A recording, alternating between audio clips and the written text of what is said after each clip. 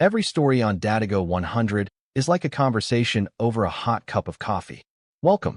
I present to you today a delightful new mystery, starring Agatha Christie's adored amateur detective, Miss Marple, who is always perceptive and incredibly sharp. After you settle in, let's work together to solve this endearing puzzle. Additionally, if you would like, please tell me where you're joining from in a brief comment. Finding out from where our small detective community is listening is always a pleasure. Now let's begin. Miss Marple and the Final Poison Teacup. Formal invitations like this were rare in today's world for Miss Marple. The envelope was thick and creamy, with an air of vintage significance, the kind one associates with somber memorials or wedding announcements. This, however, was neither. The invitation was for afternoon tea at Mrs. Letitia Forsythe's house. Miss Marple's fingers hovered over the well-known, slightly angled script. Mrs. Forsythe had not thrown many parties since her husband's passing a few years ago. Still, here it was. A small, exclusive party with Miss Marple's name on it. With a slight lift of her brow, she read the guest list twice. A strange mix, to put it mildly. A once-respected doctor who is now struggling with an unspoken shame. A quiet shadow of a companion, reserved. And a recent arrival to the village, about whom rumors had already circulated. Miss Marple laid the card on her table after carefully folding it. Just an invitation, maybe. Still, she had the unshakable impression that this was no typical tea party. These specific names had been collected for a purpose. She suspected that this reason was not largely related to the sandwich's quality. The sun had disappeared behind a mass of low clouds when Miss Marple reached the Forsythe home, leaving the village in an odd half-light. It was a handsome but hollow house with dark windows that held secrets from long ago, and it stood at the end of a gravel drive. The guests were already inside, carefully seated on the edge of upholstered chairs, their smiles painted on as politeness required. However, Miss Marple found these smiles to be too forced and purposeful, as if each person were a piece of evidence being called in for examination rather than a guest. As she pointed to the tea table, Mrs. Forsythe herself stood close to the hearth, her rings gleaming in the light. In the clipped style of women who have weathered too many winters, scandals, and husbands, she spoke briskly.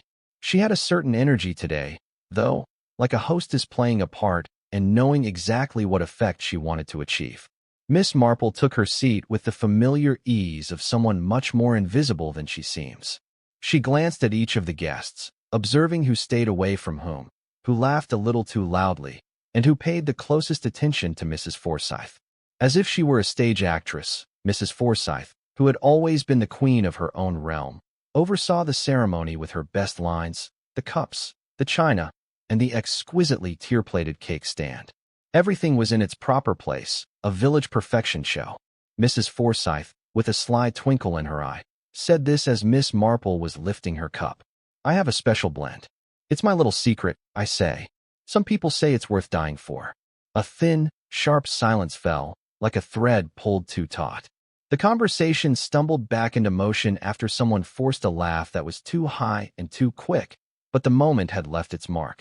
Mrs. Forsythe's hand trembled slightly as she put down her own cup, but Miss Marple did not laugh, her fingers still lightly resting against her saucer. A harmless joke, maybe. In Miss Marple's experience, however, no death-related joke was ever completely innocent. Miss Marple watched, in her usual unobtrusive manner, as tea went on. Her best clues were always the subtle gestures of betrayal. The cup went by too fast, the spoon was resisted too strongly, and there was a brief glance between two guests who shouldn't have had any reason to talk. She observed that despite his generally cheerful demeanor, the doctor repeatedly touched his pocket as if to make sure a document was securely there. How the silent friend recoiled at the mention of her name from Mrs. Forsythe. Furthermore, the newcomer, eager to impress, drank only water, leaving his unfinished tea in front of him like an unwanted visitor. Miss Marple also noted the arrangement of the seats, which appeared too intentional to be a coincidence. The newcomer was standing directly across from Mrs. Forsythe, who had positioned herself between the companion and the doctor. It was as if Mrs. Forsythe had been interrogating herself in private, under the guise of civil discourse.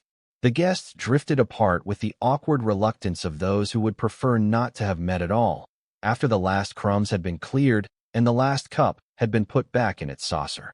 Although politeness kept them together, suspicion was already tearing them apart. Miss Marple stayed just long enough to see Mrs. Forsyth pour herself a last cup from the same pot she had used to serve her guests. There was no longer any ceremony or performance. Nothing but her secrets to keep her company while she drinks tea alone in her opulent home. It seemed oddly quiet in the village as Miss Marple stepped out into the cool afternoon air. The pieces, however, were already shifting in her mind, pulling themselves back into a pattern she was all too familiar with. This had not even been a gathering of chance, nor had it been a friendly tea party. This had been a carefully planned performance, and somewhere in that performance was the discreet beginning of murder. Section 2. Tea and secrets. The table was thoughtfully set, a picture of village hospitality. Sandwiches, thinly sliced and neatly arranged in circles. Tiny glossy cakes, each a small piece of art, and the tea itself, poured into delicate porcelain cups that glinted in every little movement. Miss Marple could sense it even though everything was in its proper place.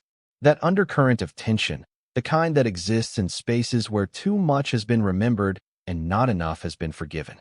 There was something just below the courteous conversations that drifted across the table. A second conversation, much louder but still silent. An overly prolonged look, a smile that wavered before it could be formed. Every word, however innocuous, seemed to have been weighed and measured before being spoken. Miss Marple absorbed it all, as she always did, in a low-key manner, as if her curiosity were no more than the naive curiosity of an old woman sipping her tea. In actuality, though, she was rather counting the silences than the words. History began to creep into the room as the second cup was being poured. The Forsyth estate, the subject of much local conjecture, was mentioned, albeit innocuously. With a dismissive smile, Mrs. Forsyth waved it away, but her fingers slightly clenched around her cup. Next came another remark about her late husband's business dealings, which was followed almost immediately by two of the guests carefully avoiding eye contact. As though by chance, the discussion then veered into a tale that the villagers had all but forgotten. A scandal, a whispered affair, the kind that refuses to go away no matter how hard people try to hide it. Miss Marple observed that each visitor had a different version of the story, but nobody dared to share it directly. Instead, they skirted it, leaving just enough ambiguity to allow the reader's imagination to fill in the rest. And they were betrayed by their hands as they spoke. One cup held a little too tightly there, another twitching nervously. Too abrupt to foresee and too final to reverse, it occurred in between words. Mrs. Forsyth interrupted herself mid-sentence while making a light-hearted comment about village flower shows. Her hand trembled violently, her breath caught abruptly, and she briefly knocked her cup against the saucer. Nobody shifted. A dark stain then spread across the white lace tablecloth as the cup fell. With panicked eyes, Mrs. Forsyth gripped her throat. A choked sound, half word, half gasp, came out of her mouth. Then she passed out in her seat. Chaos erupted in the room. When the vicar's wife screamed, the ex-physician jumped up, his face going white from the sudden fear. The sugar bowl was knocked over by someone, but no one could later recall who it was, scattering tiny white crystals all over the table. Miss Marple remained still throughout it all. She did nothing but observe. Once the yelling subsided and the guests were in stunned silence, Miss Marple walked stealthily over to Mrs. Forsyth's used cup. Her fingers lingered over it, close enough to her nose to catch the scent. Immediately, she recognized it. Almonds that are bitter. There were not many poisons that left such a unique mark. With her years of gentle curiosity about the less pleasant aspects of village life, Miss Marple was able to identify which one it was. Cyanide. It hadn't been a case of too much sugar in the tea or a weak heart giving way to enthusiasm. Deliberate and intimate, this murder had been served in a cup of tea. As the room fell into that strange quiet that comes after every sudden death, Miss Marple's thoughts were already shifting. The teapot itself had remained unopened, still half full. No casual error, no widespread poisoning. That was the target. One individual, one cup, and one goal. Hands that either knew exactly what they were doing or thought they did had poured the cup right in front of Mrs. Forsyth. The fact that death had been associated with this cup, and only this cup, was no coincidence. Miss Marple looked at the faces of the visitors. They all gasped, each fulfilling their designated part in this unanticipated catastrophe. Still, Miss Marple was wiser than most. Nobody is ever really shocked in a village such as this one. Actually, no. All they do is act like they are. Because everyone has always known that secrets will eventually come to light in villages like this one. And occasionally they end up in a teacup's bottom. Indeed, this is the fully polished, AI voiceover-ready Chapter 3 script. Whispers in the Village. The text is taken straight from the subheading specified. This is in keeping with the Miss Marple tone. It is subtle, sophisticated, psychologically complex, and fluid, exactly as a professional audio script ought to be. Chapter 3. Whispers in the Village. Speculation was already rampant in the village by morning. Speculation had started as soon as Mrs. Forsyth's body was removed from her parlor. Initially gentle, akin to rain on far-off windows, it quickly intensifies into a real storm. A week earlier, the delivery boy at the bakery said he had spotted a stranger lurking close to the Forsyth residence. However, the stranger's description appeared to vary with each recounting. It was sworn at the post office that Mrs. Forsyth had just revised her will. Additionally, the vicar's wife stood over her roses in the vicarage garden and solemnly declared that foul play was unavoidable due to Mrs. Forsyth's terrible manner of handling people. Before breakfast was finished, there were suspects in the village. A rumored love affair, Mrs. Forsyth's wealth, and her late husband's dubious activities all took turns taking center stage. All had theories, but nobody knew the truth. The village's imagination was wild, but Miss Marple's thoughts shifted to something much more straightforward: the tea-drinking ritual itself. She imagined the arrival of the tea tray, the ceremonial placement of the cups, and the teapot being raised by skilled hands. She reenacted every action and decision. Who had the tea poured? Who had passed each cup? The most significant question was whether Mrs. Forsyth had chosen her cup on purpose, or had the order been misread by an invisible hand, giving poison to the wrong person? In villages like these, tea was more than just a refreshment, as Miss Marple was aware. Even though only one person was aware that they were following the script, it was still a performance, and all performances have one. The village could make up its own reasons. The mechanics were Miss Marple's focus because the truth was frequently hidden in the seemingly simple movements of who touched what and when. The next afternoon, while enjoying a light cup of tea in the vicarage sitting room, a minor but fascinating detail came to light. The wife of the vicar, who was always quick to notice details, brought up an envelope. It had reached Mrs. Forsyth's home early on the day of the celebration. It was simple and unremarkable, but enough to shake Mrs. Forsyth's hands when she accepted it from the mailman. According to the vicar's wife, the envelope was immediately tucked away and never brought up again. However, Miss Marple, who had a knack for such things, instantly grasped it. Whatever was in that envelope had altered the day's trajectory. It might have reminded Mrs. Forsyth of someone or something she would rather forget. Maybe Miss Marple believed it had sealed her doom, or maybe it had served as a warning. The local police, in their customary state of intense bewilderment, had come to their own conclusion. A silver sugar spoon had vanished from the tea table somewhere between the yelling and the shuffle. This was practically evidence enough for the police. They wondered if the spoon had been used to deliver the poison. Had someone pocketed the evidence, maybe in a panic? The villagers enthusiastically adopted the spoon theory and embellished it in every way possible. I saw the doctor conceal something in his coat, one person swore. The companion, another was pretty sure, had clutched at the pocket of her apron nervously. The missing spoon had a good chance of becoming a legend by nightfall. But all Miss Marple could do was smile courteously. According to her observations, genuine hints never demand attention. They wait for the appropriate eyes to notice them while sitting quietly in plain sight. Miss Marple thus listened to the quiet thread interwoven between the whispers, rather than the loudest voices or the most audacious assertions. In the maze of inflated stories and warped recollections, there was always a glimmer of truth. She was aware that gossip was just a warped version of reality, stretched and warped until it hardly resembled the original. The truth was still there, though. She just had to listen carefully. Chapter 4. The Deadly Past Secrets in St. Mary Mead. They were rarely kept hidden. They settled like dust in forgotten corners, only to be swept into the light by someone who was sufficiently inquisitive. Miss Marple was the best sweeper anywhere. She made her usual rounds over the next few days. A courtesy stop at the bakery counter, a quiet conversation with the vicar's wife, and a trip to the greengrocer. None of these visits appeared to be out of the ordinary. Miss Marple, however, pieced together the past with each utterance and each incomplete sentence. It was an old tale that most people in the village had decided to forget. The late husband of Mrs. Forsyth had been involved in a dubious business transaction, despite once being the proud owner of a successful trading concern. A popular young man from the area had fallen. After a period of public shame, the young man finally fled the village in shame. Others thought he disappeared into the shadows of London, while others claimed he fled to America. Regardless of the truth, his name was never mentioned again. Until now, at least. Miss Marple was particularly intrigued by how grudgingly these memories came back, as though the villagers were terrified that the curse would return with the name itself.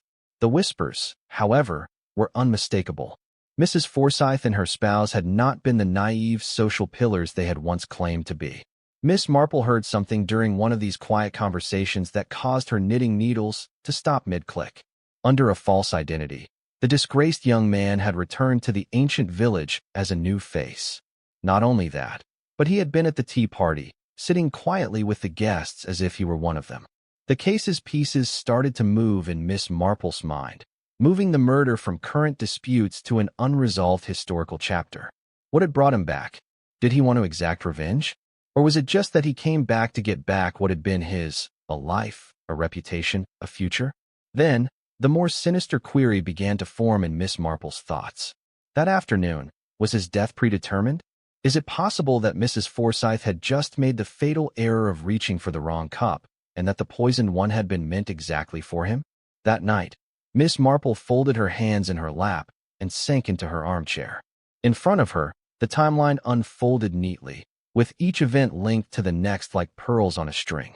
Mrs. Forsyth's slow ascent to social prominence, the exile, and the botched business deal. Because of a shared history of guilt, they were all strands of the same narrative.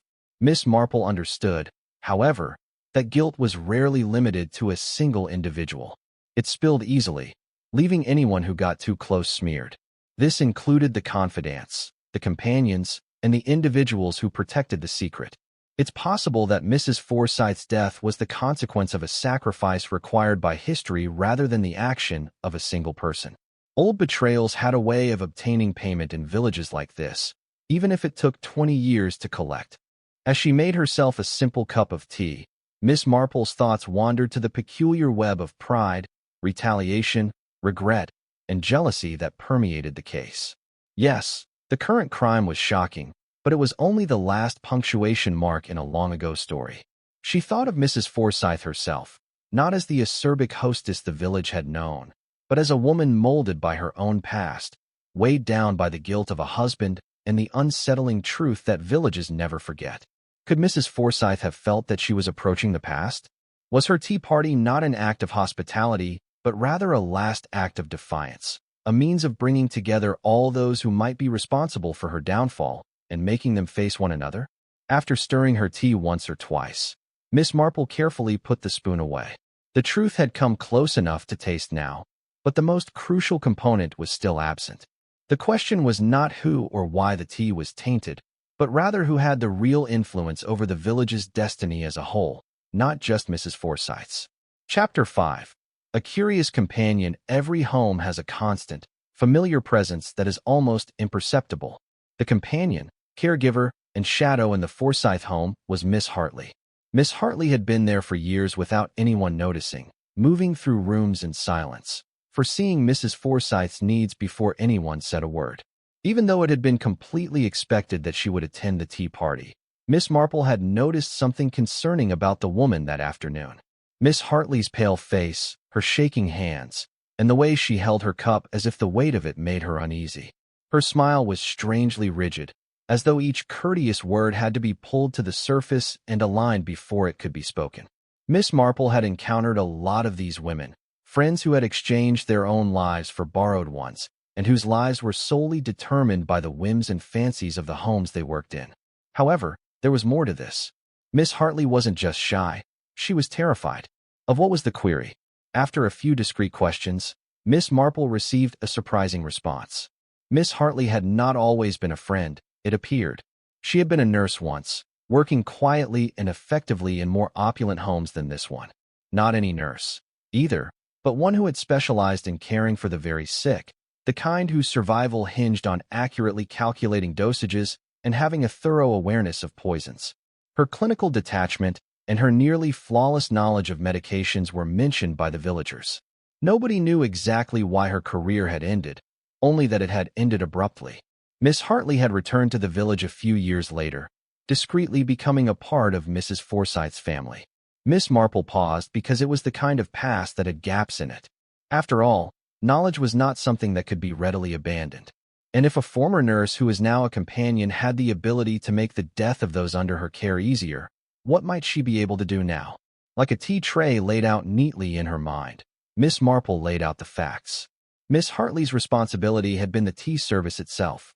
Her hands were the ones that cleaned the cups, arranged the tray, and made sure Mrs. Forsythe's wishes were strictly maintained. Nobody would have questioned her presence next to the sugar bowl, the teapot, or the little bottle of lemon cordial reserved for visitors who didn't want their tea sweetened. Both the opportunity and the means, given her training, were indisputable at that time. All that remained was the motive, and Miss Marple had repeatedly discovered that motives were rarely as simple as they appeared. Miss Hartley had been watched too closely by Miss Marple to be a vindictive character, grabbing her opportunity after years of unspoken bitterness. The trembling uncertainty of someone who had crossed a line they never meant to cross, not the malice of a schemer, was what was happening. As the days went by, Miss Hartley started to fall apart in front of Miss Marple. Her voice broke in mid-sentence, her hands fumbled with buttons, and her nervous gestures replaced the quiet composure that had characterized her for years. Naturally, her eyes betrayed her despite her strong, almost overly emphatic denial of everything. Fear was present, but it wasn't just the fear of being found. It was something more profound, the fear of being incorrect, of acting irrationally, and of discovering that one was in the wrong. Miss Marple had witnessed it before, the kind of loyalty that poisons itself, the kind of devotion that turns into duty. As for Miss Hartley's fear, Miss Marple had not yet determined whether it was fear of guilt or fear of having committed a crime for the wrong reason. In any case, Miss Marple was aware that the darkest burdens were frequently carried by the weakest souls, and Miss Hartley's burden was expanding every hour. Chapter 6. The Final Cup. Although it was a minor detail that could be easily overlooked, Miss Marple had never been one to ignore minor details. There had been a casual seating arrangement at Mrs. Forsythe's tea party, but when Miss Marple relived it in her mind, cup by cup, hand by hand, she saw the moment when fate had entered the fray. Mrs. Forsythe was never supposed to drink from the cup she had used. Initially, the poisoned cup had been set in front of the disgraced former physician. With all the moving saucers and courteous sugar offers, it was a subtle ploy that was easy to miss. Over time, however, cups had been switched around. Mrs. Forsythe had lifted the incorrect cup, either by accident or by hand. Miss Marple's intellect grew as the ramifications became clear. It wasn't just random killing that someone had planned. It was precise and targeted. Miss Marple knew why the doctor had been the intended recipient of the poison. The story was half told in parlors and post offices alike by the time Miss Marple pieced it together, because whispers travel faster than trains in places like St. Mary Mead. It wasn't just that the disgraced doctor had fallen from grace. He was now a secret collector. He had started blackmailing, armed with information gleaned from medical confidences and imprudent patients. And there had been one of those blackmail victims at the tea table. What the doctor wanted was silence, not money. The threat of exposure secured the silence, which was purchased by fear. Decades ago, there had been rumors of a scandal. Someone had been willing to kill to keep a secret that was so damaging and personal. Who, though? How could a secret be so awful that the only way to solve it was to kill someone? Miss Marple's mind was racing more quickly than the spoon as she stirred her tea. The tainted cup, the misdirected handoff. These acts weren't arbitrary. Only the doctor was the target of someone's intended murder. However, the awful twist was that the cup ended up in Mrs. Forsythe's hands. Was it awkwardness? Or was it a different hand that led the conversation? It became clearer to Miss Marple the more she thought about it. The deadly switch had been concealed by someone who had hoped for confusion and relied on the organic flow of conversation and cup passing. It was a calculated risk rather than an error, and a terrifying truth was hidden deep within that gamble. The intended victim wasn't the most feared or despised visitor. It was the one individual who knew too much, the man whose professional life had turned into a record of debts demanded and secrets owed. Then, Mrs. Forsythe's death was a cruel accident brought on by a trick that was too successful. Miss Marple sat down in her chair, knitting unfinished at her side. The pattern was now evident, a web of desperation, shame, and greed, with each secret revealed tightening the threads that connected them. The reunion of old adversaries at one table, the return of the ruined man, and the doctor's blackmail. It all belonged to the same tapestry, which had been pieced together over many years. None of the guests had been desperate enough to kill, but all had brought secrets to that tea party. Even so, Miss Marple refrained from making the last charge, despite the fact that so much was now understood. The point at which naming a name could ruin reputations, or, worse, lead to a second crime, was when certainty turned into danger.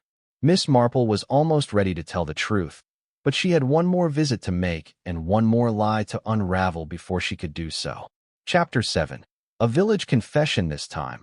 The parlor was empty of teacups and courteous conversation, with only a few guests sitting awkwardly in the room where death had come calling, summoned without cause. Miss Marple sat with her hands folded neatly and her face as gentle as ever. She did not issue any dire warnings or make any grandiose announcements. Rather, she started off with a straightforward question, an innocent follow-up about how each guest had spent the morning prior to the tea party. They gave typical, predictable answers, but Miss Marple was not paying attention. She was observing their distance from one another, the pause before the vicar's wife spoke, and the glint of doubt in the former physician's eyes. Inquiring about the cups, who had poured for whom, and if anyone had spotted a missing saucer, she asked. As her thoughts turned to Mrs. Forsythe herself, she asked the guests to explain how she felt that day. The air became heavier and the politeness thinner with every question. Rivals were allowed to smolder beneath layers of strained civility, business deals that had soured long ago, whispered affairs that were never addressed, and old resentments that surfaced in quiet remarks. Still, Miss Marple remained silent. The weight of the truth's own past simply drew it out of her. After the room had quieted down, Miss Marple started talking.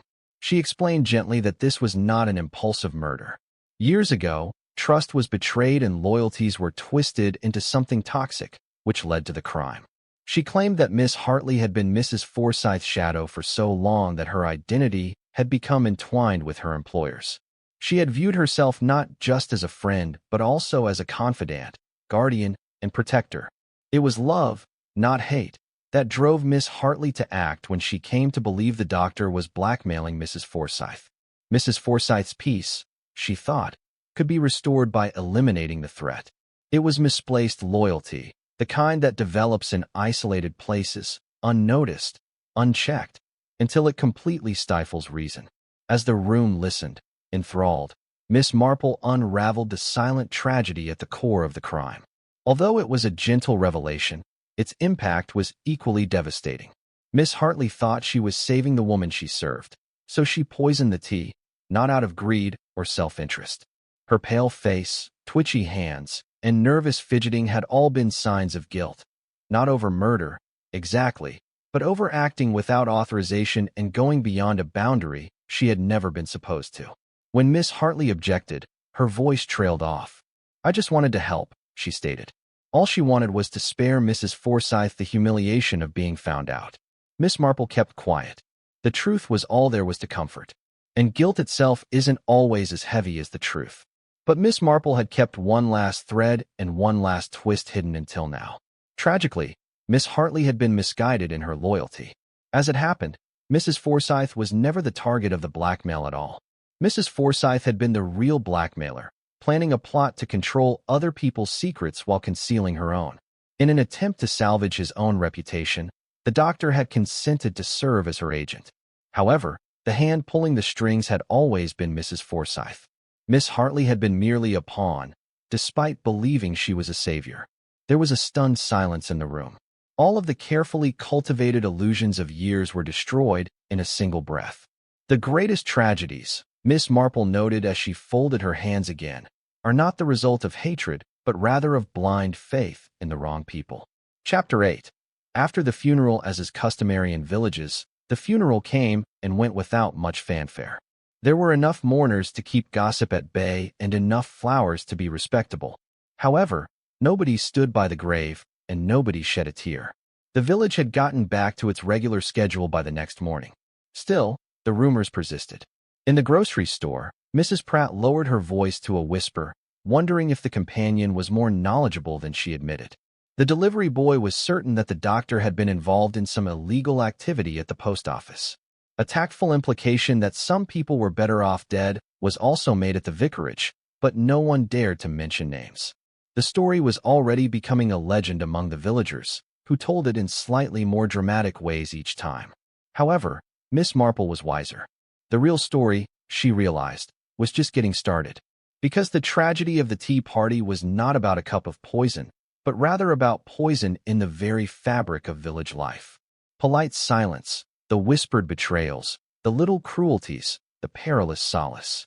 A cup of plain tea cooled on the table as Miss Marple sat by herself that afternoon, knitting unfinished.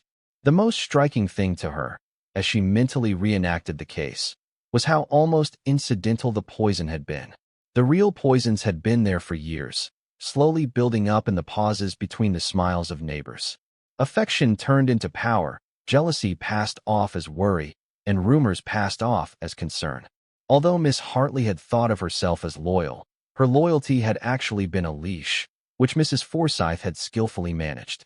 By using a flick of her hand and a well-timed word, Mrs. Forsyth herself had orchestrated the village like a silent symphony, revealing secrets and scandals. Because of his meticulously curated sins, the doctor had been less of a villain and more of a symptom, the inevitable outcome of a society where everyone knew too much and understood too little. The bitterness of her tea was oddly appropriate as Miss Marple sipped it. The true poison, in the end, had never been in the cup. Rather, it had existed in the hearts and thoughts of everyone seated at the table. The last puzzle piece only happened to fall into Miss Marple's hands by accident. One of Mrs. Forsyth's possessions was a letter that was hidden in a drawer that was seldom opened. Its meaning was clear despite its worn edges and slightly smudged ink. Everyone thought it was a letter from the doctor demanding money, but it wasn't. The letter concerned Miss Hartley herself, a secret that Mrs. Forsyth had been aware of for years and had employed to guarantee her companion's complete loyalty. Regardless of its connection to poisoning or murder, Miss Hartley's troubled past was sufficient for Mrs. Forsyth to hold her captive, using her embarrassment to shackle her further. Miss Hartley never protected Mrs. Forsyth. Instead, she was defending herself, even though she was unaware of it. With an unreadable expression, Miss Marple carefully folded the letter. The fact that so many women had lost their lives defending lies, rather than the death of one, was the real tragedy, she believed. Ultimately, the biggest poison of all had been misplaced trust. The last chapter, a cup of contemplation. The villagers had returned to their regular lives after the case was concluded, incorporating tragedy into the routine of church notices, bread deliveries, and gossip in the garden. The conclusion of a case, however, was never really the end for Miss Marple. She was just quietly going back to her little cottage, her comfortable chair, and her own basic tea. No more delicate conversations to untangle, no more interrogations to perform. Just the silence that always accompanied a mystery solved, silence that Miss Marple embraced like a longtime friend. Tracing the worn china rim with her fingers, she encircled the warm cup. Her thoughts drifted back through the quiet of her parlor, through every courteous smile that masked bitterness, every innocent gesture that betrayed malice, and every unsaid word that had told too much. Naturally, she had witnessed it all before. Murder was seldom the product of criminal genius or extravagant passion in villages such as St. Mary Mead. Pettiness, jealousy, and the desperate need to maintain appearances were the root causes of it, and it was always a quiet affair. While the tea cooled, Miss Marple's mind shifted inward. Mrs. Forsyth was undoubtedly dead from the cyanide in her cup, but the poison had been there long before she took her first sip. It had existed in the rumors that had been circulating for years, in the small betrayals that were disguised as rumors, and in the concessions that weaken personas long before they expose themselves. Murder never resulted from a single act. It was the slow accumulation of unspoken grievances, misplaced loyalties, and secrets discussed in private. The village had been subtly poisoning Mrs. Forsyth for years before she passed away, not because of an unexpected act of ill will. And right back, she had poisoned it. Miss Marple was aware that each village had its own tiny amounts of venom. A sly look here, a casual remark there. They were harmless when left alone. However, they turned into something much more lethal when allowed to ferment. There had never been any poison in the tea. The people had had it. She picked up a single cube from the sugar bowl and gently dropped it into her cup. Like the village itself, the surface shook and then remained motionless. Miss Marple spoke out loud with a faint smile, but no one was around to hear her. She said quietly, "Murder is such a simple thing." She watched the sugar dissolve in her tea as she stirred it once. People are what are really complicated. In the end, the case had been simple enough. The village's voracious appetite for gossip, the doctor's avarice, Mrs. Forsyth's subdued brutality, and Miss Hartley's shaky devotion. It all fit a pattern Miss Marple had noticed previously. But the true mystery lay in the reasons, the entangled feelings, the silent anxieties, the long-held resentments, and the misdirected devotions. Although the facts had been resolved, the motivations would never be forgotten. Miss Marple experienced a sense of calmness as she took her first sip of tea. It never really was, not because the village was safe once more. However, because the pattern had, as usual, played itself out. Despite the world's changes, human nature has not changed. Additionally, Miss Marple found solace in that familiarity. Narratives such as these serve as a reminder that mysteries are rarely about the actual crime. It's about the people who do it. In the sleepy village of St. Mary Mead, the poisons of secrets, fear, loyalty, and gossip that had been simmering for years were more important than the poison in the tea. Others couldn't see what Miss Marple did. How minor transgressions, unspoken anxieties, and past regrets are woven into the fabric of daily existence. And when the last cup was poured, neither retribution nor justice was at the bottom. The burden of human frailty was the cause. We learn a profound truth from this tale. The most deadly poisons are those we conceal behind courteous smiles and unspoken grudges in families, communities, and even within ourselves. In certain cases, the tea is simply tea. In other cases, it is a mirror reflecting everything that people wished no one would see. However, I want to leave you with this question. Would you have followed Miss Hartley's example, caught between fear and loyalty? Even if it meant going beyond the bounds of murder, would you risk everything to defend someone you cared about? Please share your thoughts in the space provided below. Sincerely, I'd like to know what you think about this bizarre story. Did you anticipate the last twist, or was it unexpected? Share this story with your fellow mystery fans and subscribe to the channel if you enjoy stories like this one, where human nature takes center stage and peaceful villages conceal deadly secrets. There are many more surprises in store for you, so don't pass them up. I appreciate you traveling with me through truth, betrayal, and tea. The loudest secrets reside in the quietest places, so keep that in mind until the next time.